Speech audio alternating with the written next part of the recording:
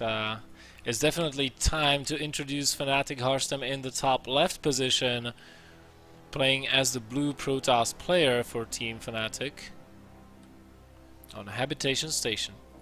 Yep. And his opponent will be from Team eSubal. It's going to be the red Protoss player, ReiToR. Am I actually saying that right? eSubal?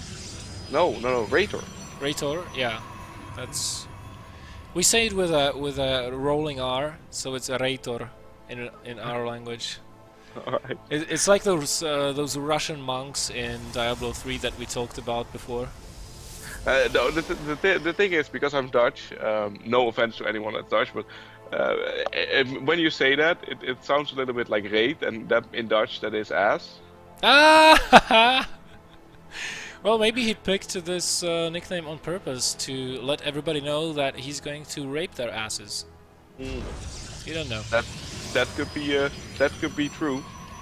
They are just chatting by like, what do you get when you're first place? And it's all up to seeding, like Harstem reminded to ReiToR.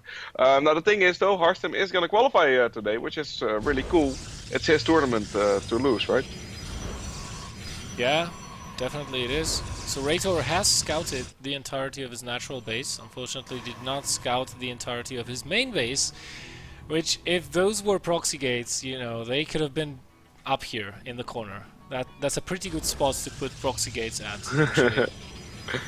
No, after the IEM finals, I'm sure that they're both a little bit paranoid about that.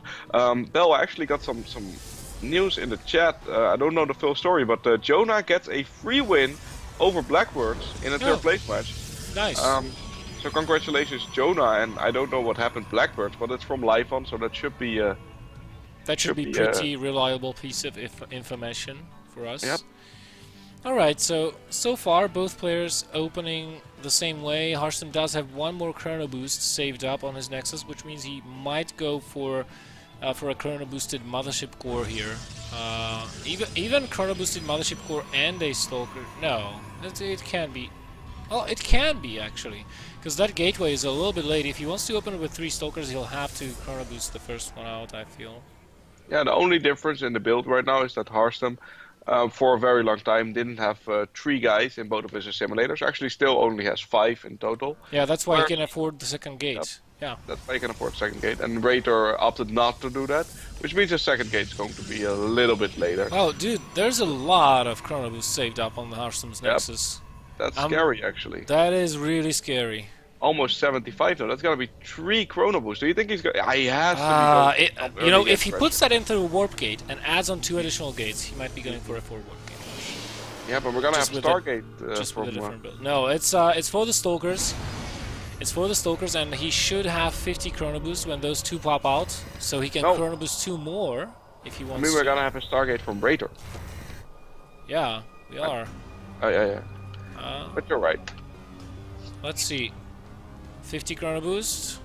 Is he gonna do it? Is he? No, he's getting a Sentry next, so he's not going to go for a Stalker pressure here. You know, some players like to do that, like get 5 Stalkers really quickly and pressure their opponent before the warp gate finishes. Oh, but is he going to get the Mothership Core? Yeah, I was just looking and I was like, no, he's not going to do that, but he does, and that's actually a huge deal. That's a huge deal, because when you open with a Stargate, you are playing defensively for a long time until you can get your army size up. You're dumping a lot of gas into that. ReiToR is going to be relying, or was going to rely, on that Mothership Core for defense scouting together with those 2 Stalkers. And right now, Harstem, you know, on this map, Stargate is pretty much a given. Like, mostly in PvP, you see Stargate openings on this map, which surprises me that Harstem is going for a Robo expansion. Yep. And is ReiToR gonna scout this with the Oracle? I mean, the Oracle already did no damage right now, but he is going to scout. Yeah, that's nice. I like the fact that he went up there. But Harstem's gonna be in a decent position with the 3 Stalkers and the Sentry in the mineral line, right? So he should not take any damage from this, and then he's gonna be way ahead. I mean, ReiToR's throwing down his expansion right now, but that's a full 90 seconds after Harstem did it. Yep, Harstem is going to have a slight advantage in probe production. What is ReiToR's next move? His robotic facility is behind. So he is going to have fewer immortals than his opponent, but his forge timing is exactly the same. So both players, just judging by seeing them getting that forge, both of these guys wants to transition and go into at least into the mid game here, and will start getting their +1 attacks.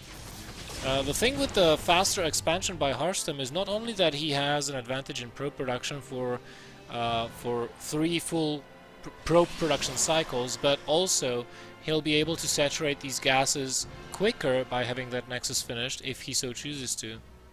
Yep. And right now we do have the first immortal from ReiToR joining the fray, and it looks like he's going straight into Colossi off of this. No, he's making an immortal.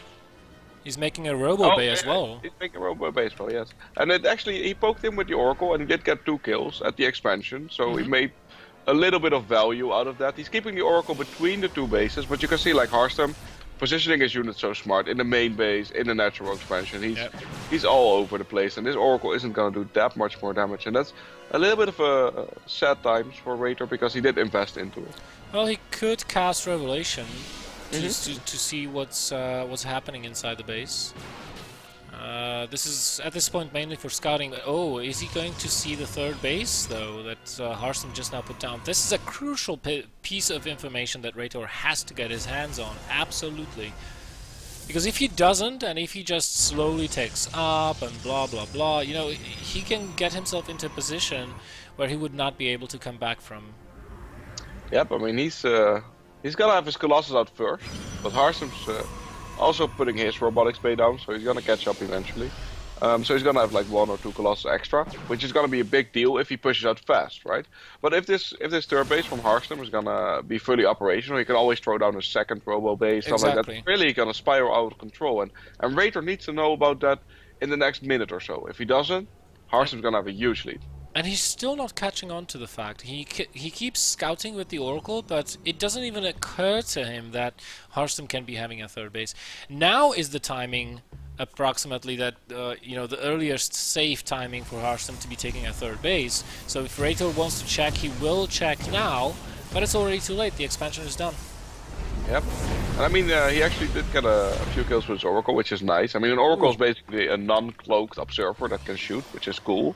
But it surprises me that ReiToR never made an observer, to be honest. I mean, Harstem has been scouting actively with his observer, seeing the army composition, knowing what's going on, but ReiToR hasn't got an observer. I think that's really key to knowing what your opponent is doing.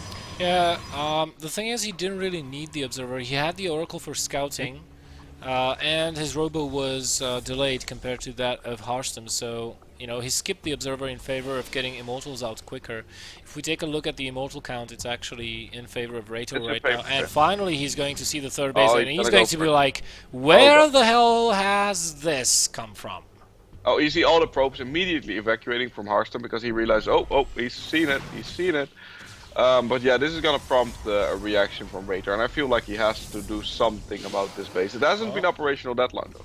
Well, he is adding 4 more gateways, so he will be on 7 very shortly here. Additional pylons going down. Now the question is, will he try to catch up and go for a 3rd base himself, or will he go for an attack? I think waiting for the 3rd Colossus and just warping in as many units as you can, and then go for the attack when the +2 finishes. That's ReiToR's best bet. But is Harstem going to be too well defended by that point? ReiToR is moving out. Harstem knows. He's got the observer with that army. The Oracle, unbelievably, is still alive with 1 HP. Yep, it's a hero Oracle. It actually got 7 kills. It definitely got its word during the game. Also scouting information. But yeah, it's gonna be up to ReiToR to pressure this, and he's gonna have 3 Colossus against the 2 Colossus from Harstem. And 2 hallucinations as well. I mean, ReiToR might just turn around the moment he sees this. He doesn't have an observer, so he has no way of knowing these are hallucinations. Yeah, but he does cast Revelation. Revelation does not reveal that's a hallucination. So he thinks there are 4 Colossi. He is going to see these 2 disappear right now, by the way. Yeah, that's actually awkward. Like when you're watching the army and they go. But yeah, right now I don't think he wants to go into that because That's scary. The High Templar actually is going to get a sniper. Yeah, he did get a feedback on the Mothership Core, so that's always good. Pretty good. And he actually survives and becomes an Archon. Yeah, Harstem does have a concave here. Let's see how good it really is. With only 2 Colossi versus 3. But the Zealot line for ReiToR is completely gone, and without those Zealots, these Colossi are absolutely exposed. This army's going down. GG called. And Harstem equalizes in sort of an easy manner, I'd say.